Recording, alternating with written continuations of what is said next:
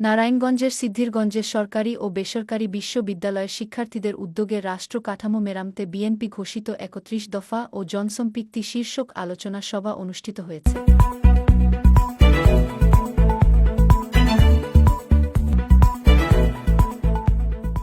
রবিবার ২২ ডিসেম্বর রাত ৮টায় ঢাকা বিশ্ববিদ্যালয়ের শিক্ষার্থী কেন্দ্রীয় ছাত্রদলের সাবেক যুগ্ম সম্পাদক মোহাম্মদ হাসান আহমেদের সভাপতিত্বে ও ডাবি ছাত্রদলের সহ সাংগঠনিক সম্পাদক আবুল কাশেমের সঞ্চালনায় উক্ত অনুষ্ঠানে প্রধান অতিথি হিসেবে বক্তব্য রাখেন বিএনপির জাতীয় নির্বাহী কমিটির সদস্য ও নারায়ণগঞ্জ জেলা বিএনপির সাবেক সাধারণ সম্পাদক অধ্যাপক মামুন মাহমুদ।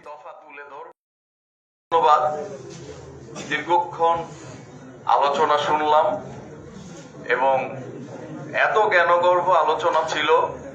সকলেই এই ৩১ দফার উপরে আপনারা সকলেই অভিজ্ঞ আমার মনে হয়েছে। এখানে ৩১ দফার আলোচনার খুব একটা গুরুত্ব নেই, তবে আমি যেটা বলবো সেটি হলো যে এই যে ৩১ দফার ভিত্তিটা কোথা থেকে এসেছে। এটা ১৯ দফা থেকে এসেছে।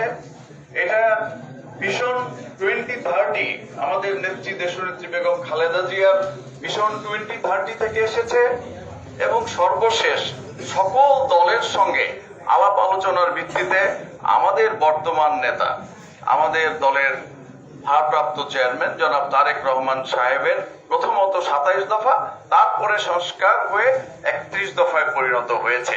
এবং আমি একটি কথা বলে রাখতে চাই, যদি এই ৩১ দফার বাইরেও আরো কোনো ভালো দফা আপনাদের মধ্য থেকে বের হয়ে আসে যেটি এখানে অন্তর্ভুক্ত হওয়া প্রয়োজন, আপনারা সেই দফা তুলে ধরবেন।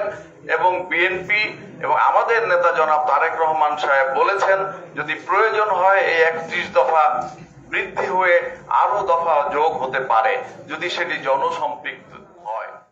ফারহান। এছাড়াও আলোচনা সভায় ঢাকা বিশ্ববিদ্যালয়ের সিদ্ধিরগঞ্জ অঞ্চলের অনেক শিক্ষার্থী উপস্থিত ছিলেন।